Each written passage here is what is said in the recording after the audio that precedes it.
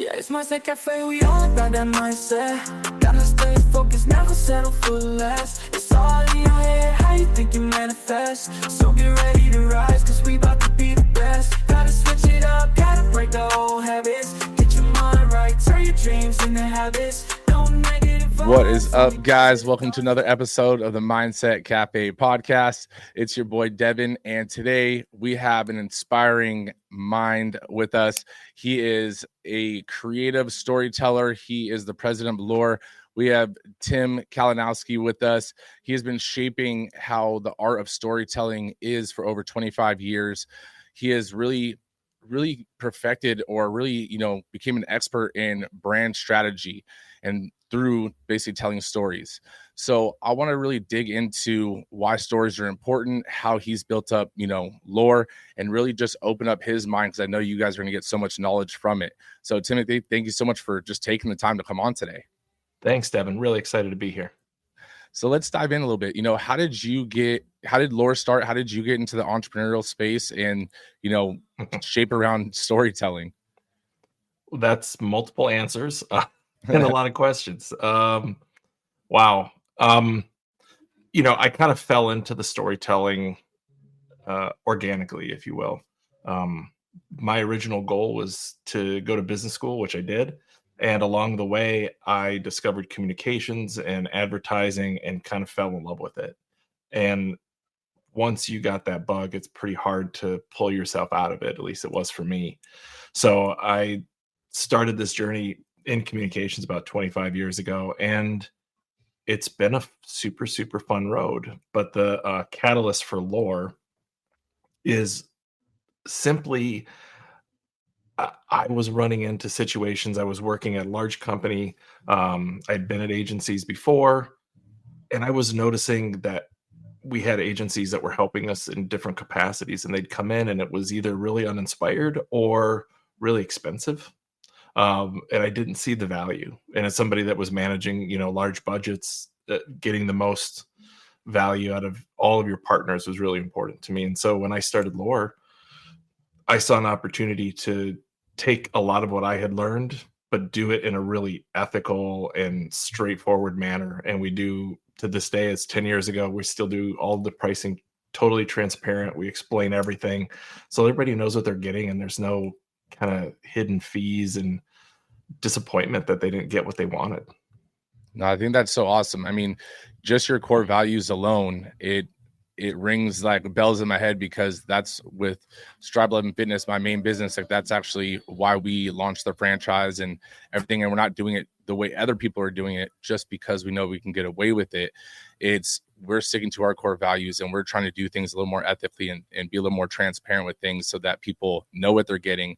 So I think that's so awesome that you're bringing that into, your space. Now, what's the power of storytelling, and what is that in terms of marketing? Well, I'm going to drop a fact on you.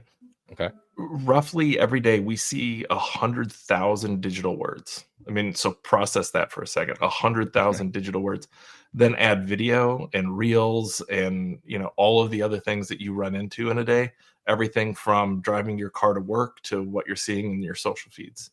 And then, of course, when you're at work, what are you reading and doing? And, it's mind-numbing to think of how inundated we are with stuff.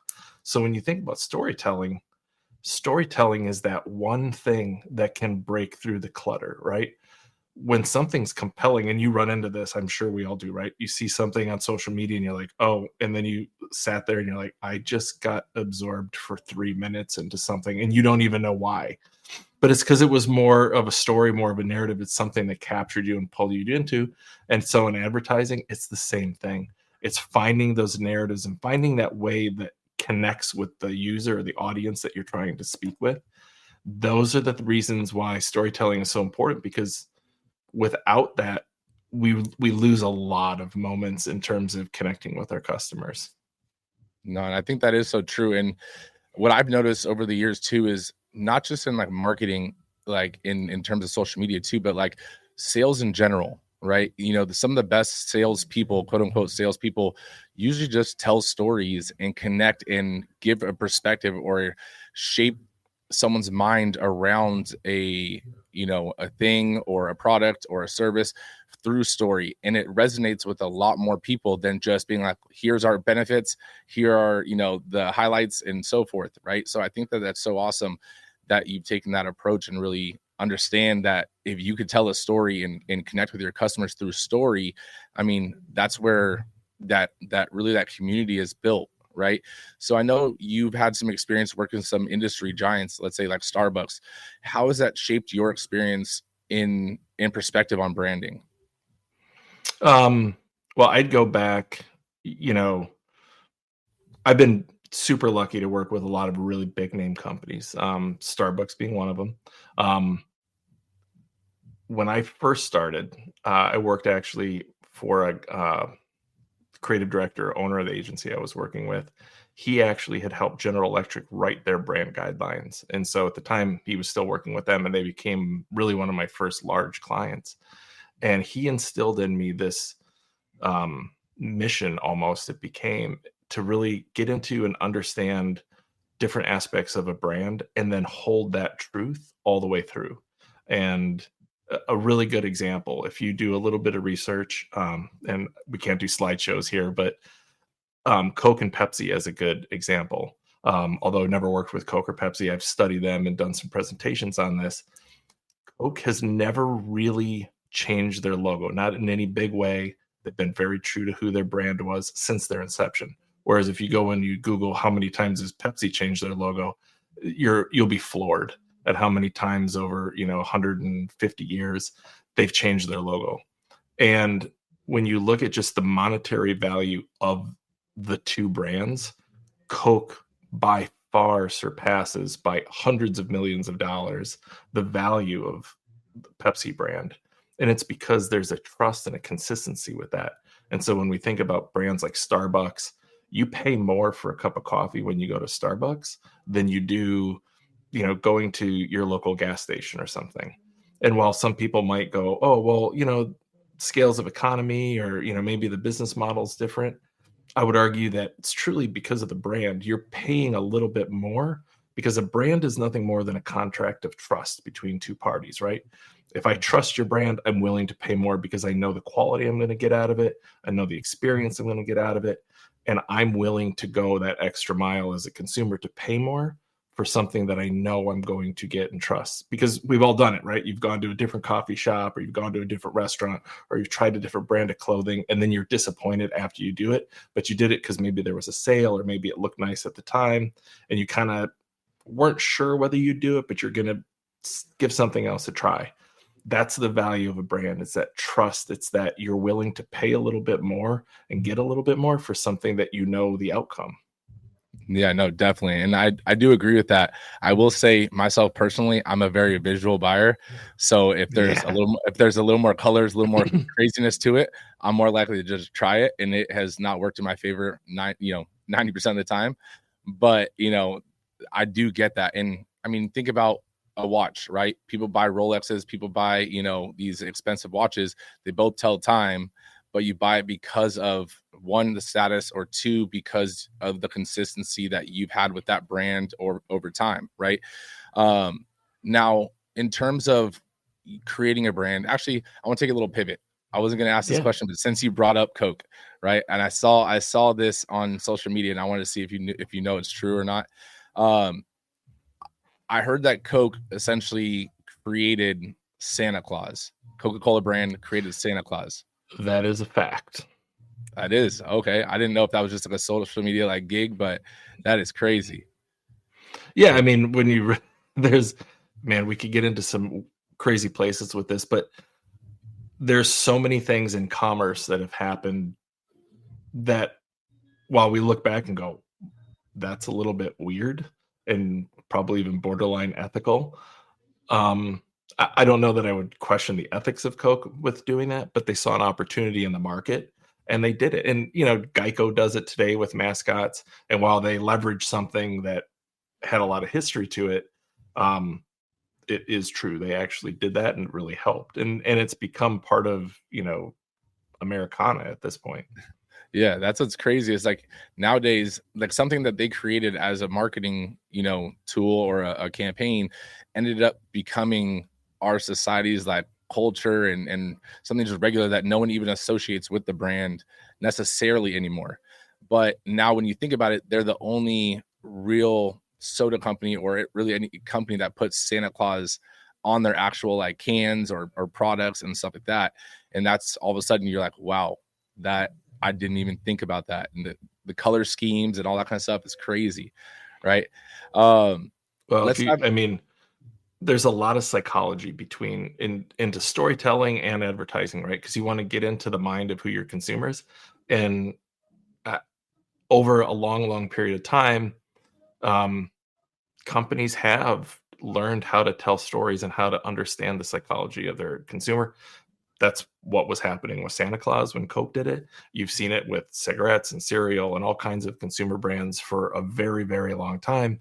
And the reason is that it connects with consumers. And that's, as a marketer, ultimately, that's my job, is to help my clients find ways to connect. And, connection over a period does equal sales. And, a lot of companies starting out, and I'd love to know a little bit about your business too, but we do a customer acquisition cost a lot of times, and it costs money for every customer you acquire. And I don't know if you guys talk about that, or you look at that metric when you're trying to get new memberships, but it is a real thing. And how we go about it makes a huge difference to that. No, yeah, definitely. We do look at a lot of those things. Like I know certain companies will just look like cost per lead and so forth. But like for our business, for example, like we do cost per lead, but then also like we have a whole referral system built in, right, to try to bring like the cost of lead, the cost of acquisition down, further, right, in that whole spiel, right? Now you mentioned, when you're crafting, let's say, a brand narrative, or you're trying to connect with an audience, what are maybe some like crucial elements that really make a lasting connection or impression on an audience? That's a great question. Well, so the answer is a non-answer all at the same time. So the first thing I usually try to tell people is, do we really understand the audience? And are we thinking like the audience first? Because I've seen this too many times where I come into a company and they're very clear on what they think the audience or the customer is. And they're not being clear with them and connecting with them where they are, right? They want to say, well, here we have quality and we do this and we do that. And they just expect everybody to get all excited and follow them. And it's like, no, you have to find what excites your customer and then show them why they want to be part of your business. And that's truly kind of one of the core parts of a good story, is really understanding what the person on the other end is consuming. Yeah, no, and I think that was actually a learning curve that even myself as an entrepreneur had to learn, right? You hear about, brand avatars or customer avatars. And so when you're starting off in entrepreneurship, you might even create like 3 avatars because you're trying to fit all these different molds. And then you're like, well, I could talk to this person this way and this person that way. And when you start marketing to everyone, you start really marketing to no one. And then if you're marketing just like everyone else, or if you're trying to say all your benefits and all your highlights, it almost like comes out as like vanilla, right? It's just like a basic, thing, because you're almost like diluting your key point to your key customer. Does that make sense? Yeah, absolutely. So one place to start, well, there's understanding who you are as a brand is important. So we'll do, we call them brand persona exercises, and we have kind of a list of different personas, and we have pictures and descriptions of what each one is. And we'll go through with our clients and say, okay, especially if they're a newer client, obviously the big guys know who they are, but some of the smaller ones or even mid-sized companies, they'll go through this exercise and they won't really understand who they are. So understanding who you are is important, right? Having your brand and understanding what that is allows you to create patterns. It allows you to create kind of a foundation, so you kind of know where you're starting from. And then you go out there and you can find who your core customer is. And this is really important, I think, for people that want to grow their business, is understanding that you might have a core customer and that, you're listening to them and you're speaking their language and they're really accepting it. But then you get to a point where you wonder about growth. And so then there's lots of different ways to look about this, right? Are you going to expand your geographic region or, where you're selling? to get a larger customer that aligns with your core customer, or do you need to figure out who an adjacent customer is, right? And then, because some people run and they cap out who their market is, but they can't grow, so then they have to look at adjacent customers and learn who those customers are. And that's when you talk about those, I call it personas, you're calling it avatars, but really that's what we're talking about, is thinking like those people. And there's all kinds of, ways to do it. I can tell you there's some very inexpensive ways to do it too. There's, if you do a little social listening, and there's some tools out there that you can gather that allow you to do this, but a lot of Google searches and things like that for a small business that's just trying to figure out who they're talking to. Go think about who your customer is, and go think about the cars they drive and the clothes they're wearing, and really start to get into their mindset and think about, what is their daily routine? Are they a mom or a dad? Are they a single parent? Are they two parents working together? What is their day life? What kind of jobs do they have? Are they stopping at Starbucks for coffee in the morning, or are they just racing out the door? They work from home and they're leisurely, grinding their own beans. But, you start to get into that kind of a mode of, what are these people doing every day, and where can I reach them, and how can I reach them, and what are they thinking about, and what's important to them?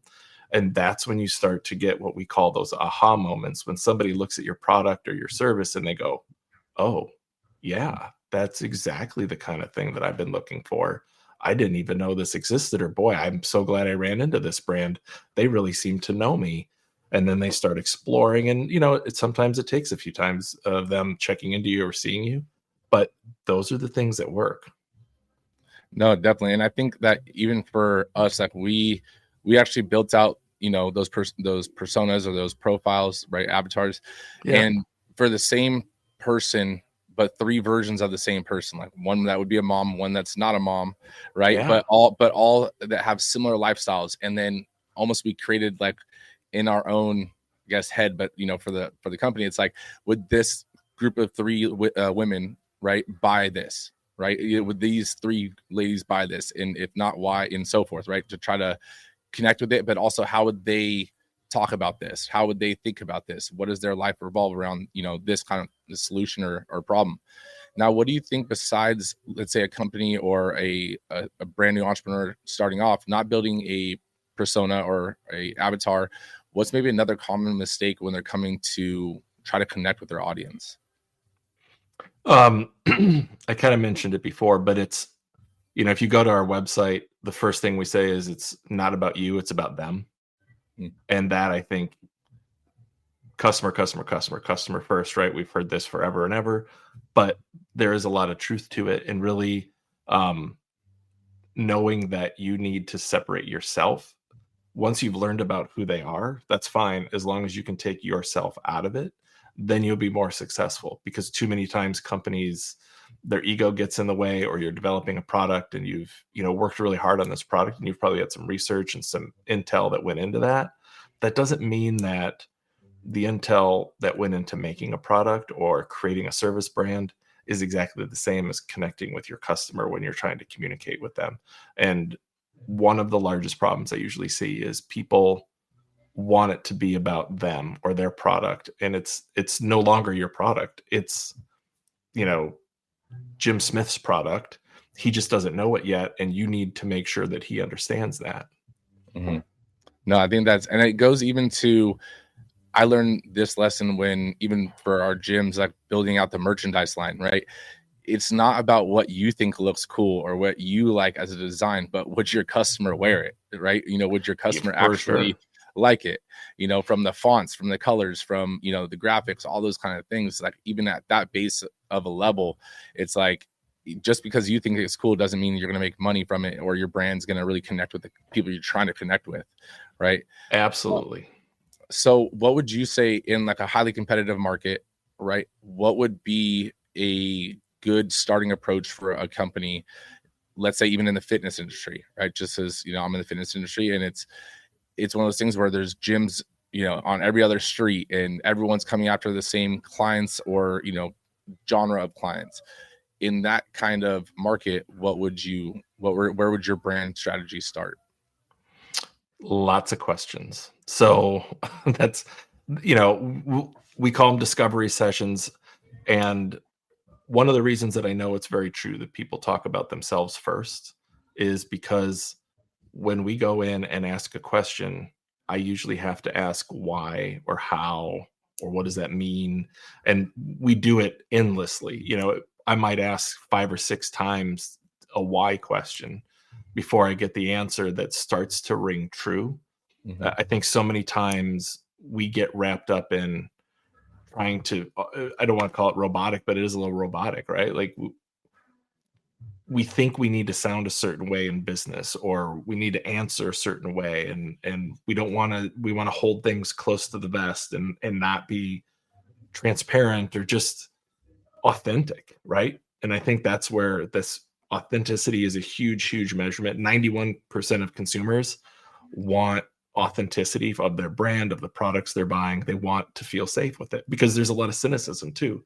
So when we start to ask those questions and we start to get those why questions and we start to build that authenticity of who that customer is and how they interact with our product or service, that becomes the thing. I just had ironically, a call from somebody that wanted to do like a yoga studio.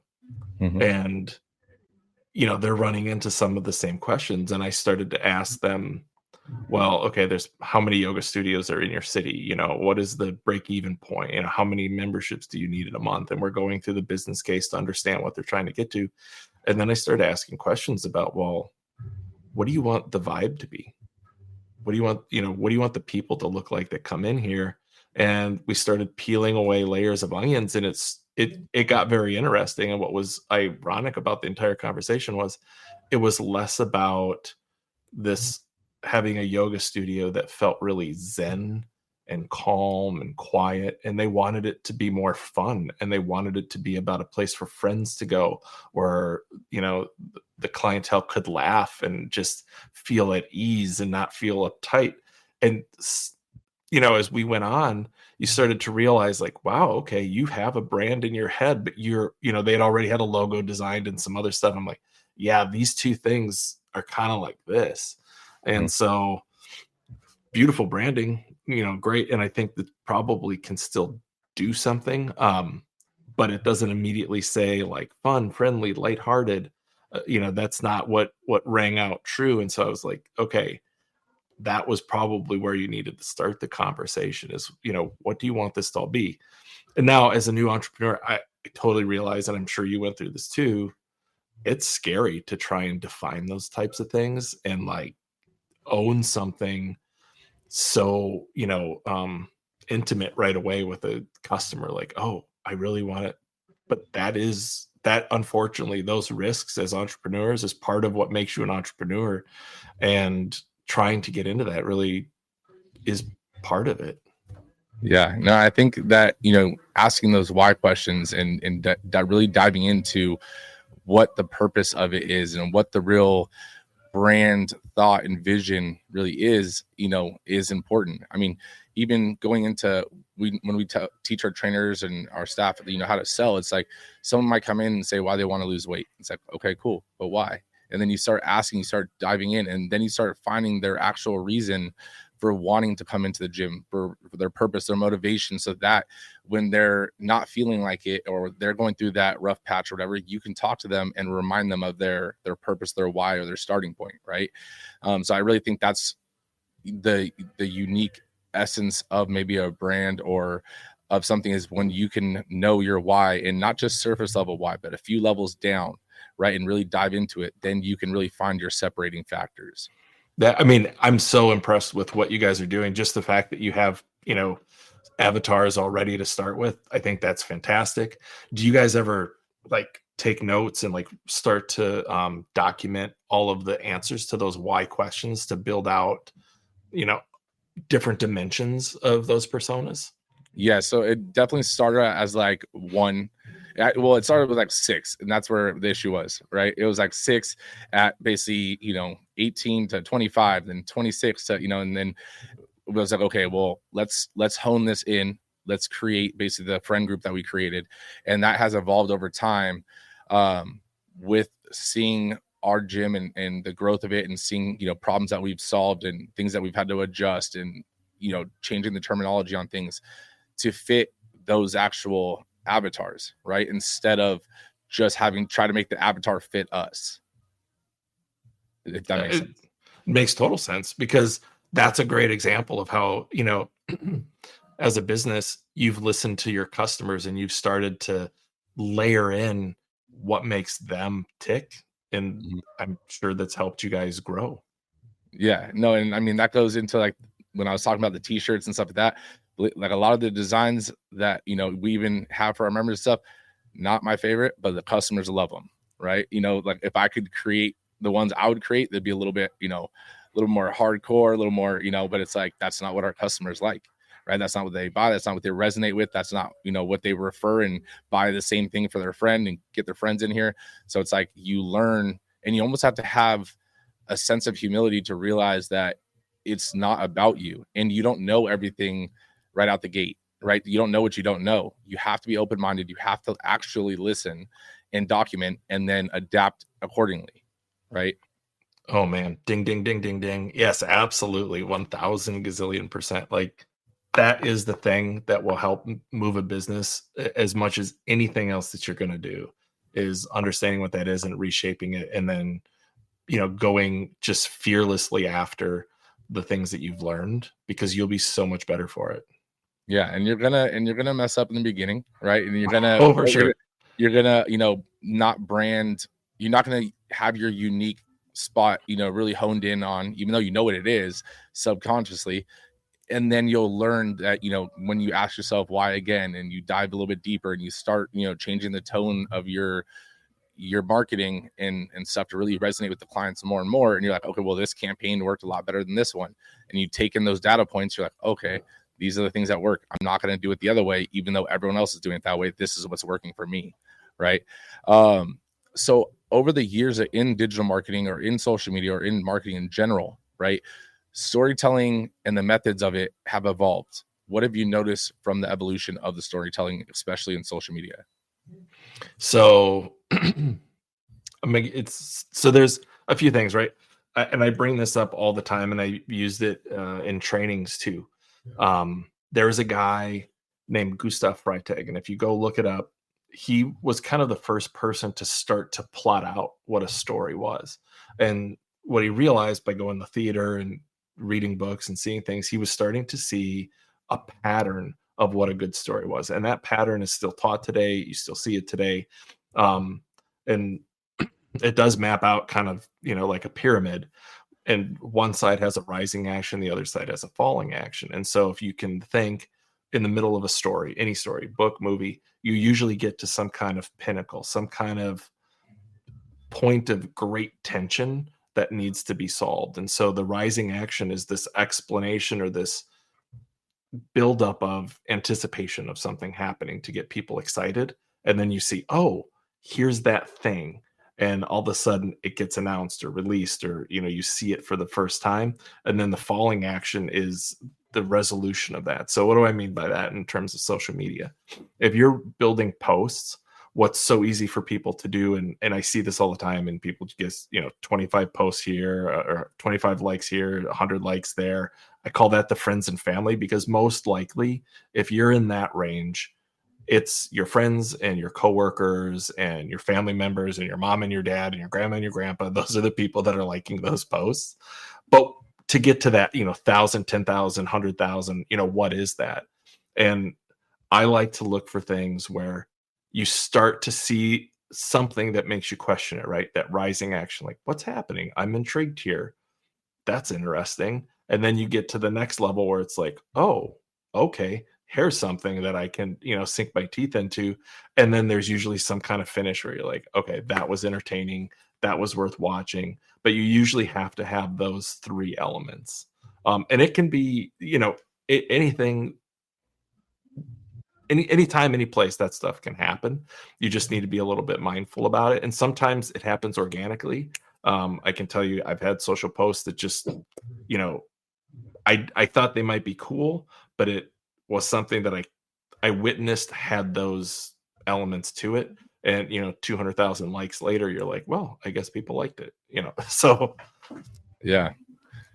No, I think it's crazy. Like there are some posts, I mean, even like on my like personal page where it's like you don't think it's gonna get any likes, so you're kind of just posting it as some information, and all of a sudden like that post got 1,000 likes, and I was like, what the heck? The one I put way more work into, and I thought it was gonna be a viral hit, and it was like 10 likes, and that's the thing is like you have to really think about what is the story that you're telling, is there a plot to the story, is there something that's going to resonate with the audience, right? Or are you just talking about you, or you just want that social praise, right? yeah, think of that rising action, that like it's that part where people get pulled in and they're like, they might not even sure why they're getting pulled in, but it's something that's, oh, intriguing, interesting. I mean, the squirrel, riding behind the boat.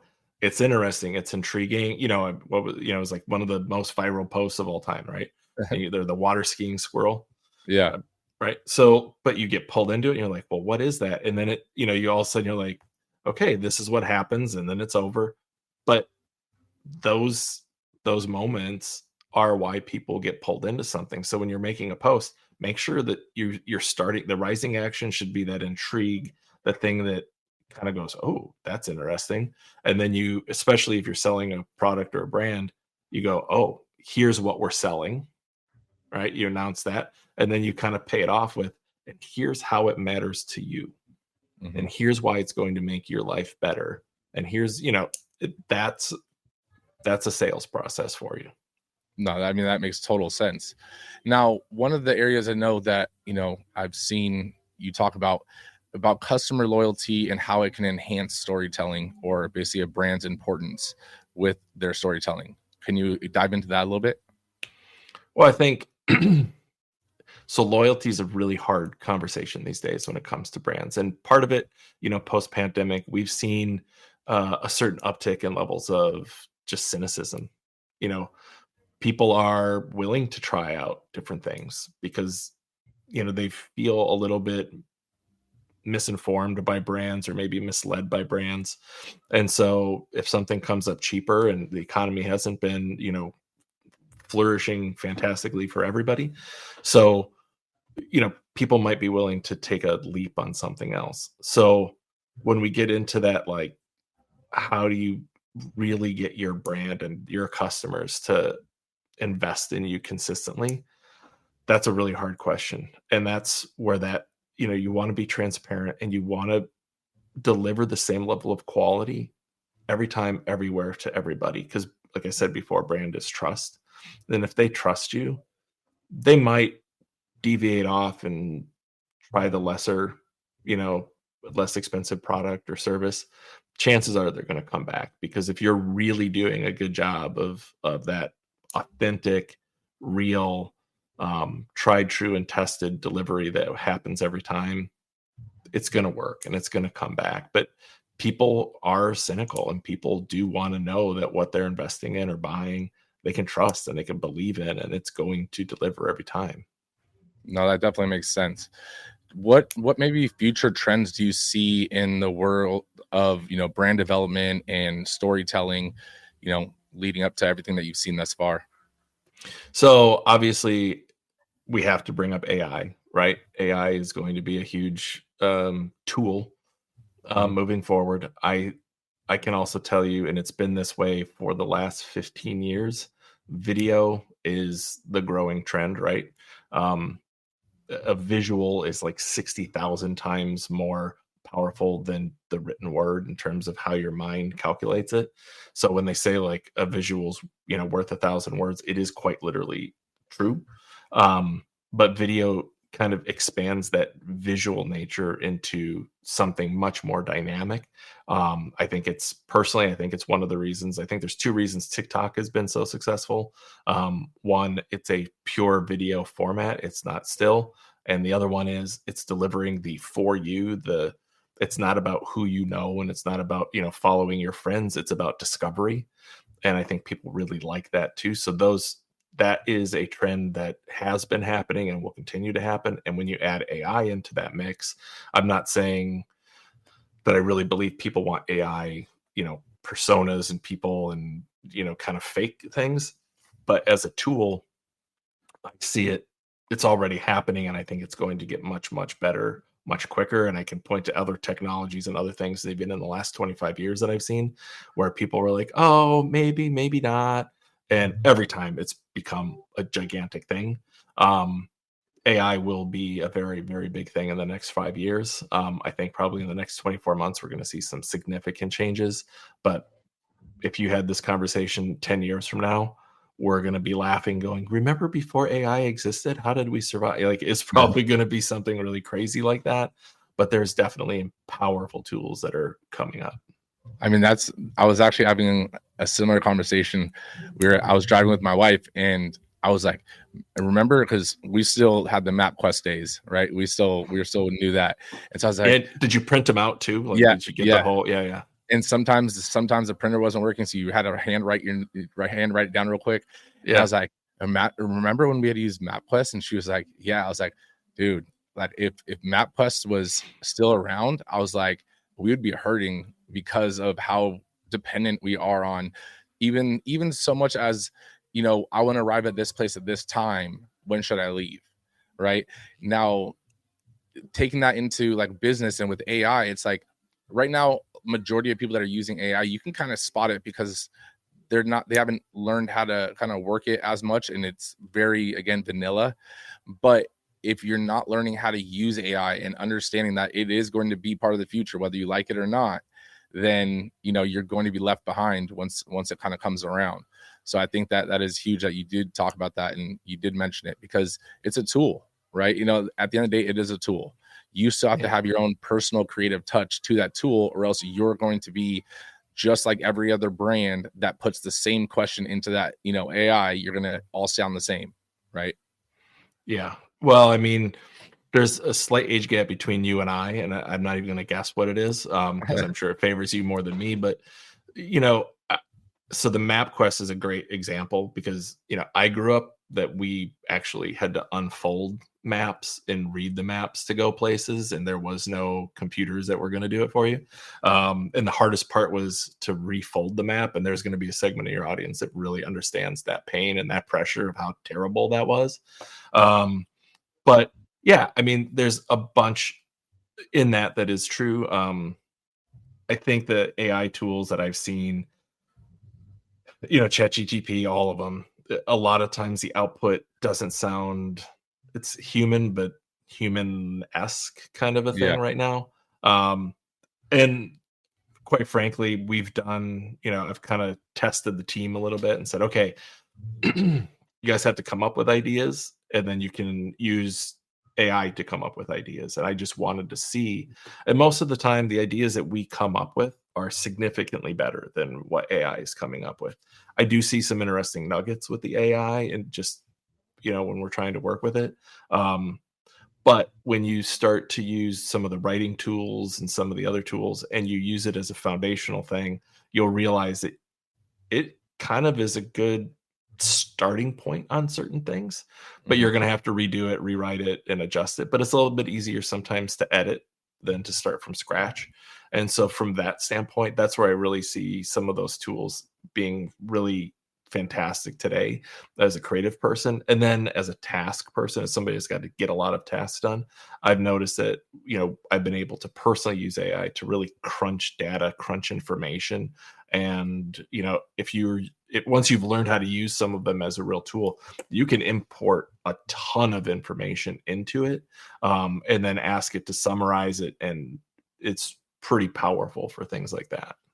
No, I do agree with that. And I think, as more of the visionary of my company too, it's like I'll use it to help generate ideas, and then you have to take your own spin off of it, and you almost allow it to help you open up your own mind, right? And especially because if you're thinking about the same thing, and this goes for anything in life, when you're really focused on something, and you can't take your mind off of it, you almost are putting a wall around it, right? Because you start to limit yourself. So by putting what you have in and it throwing out some ideas, all of a sudden these little thought bubbles start coming up, and then you throw that back in and you just keep doing it. And all of a sudden this bubble has expanded, and now you're like, okay, now I have some things to work with. And then you start putting your touch on everything. So I think that's so awesome. One question I like to ask, and I don't like to tell anyone beforehand because I like it to be authentic, right? This is your legacy wall, right? Timothy's legacy wall.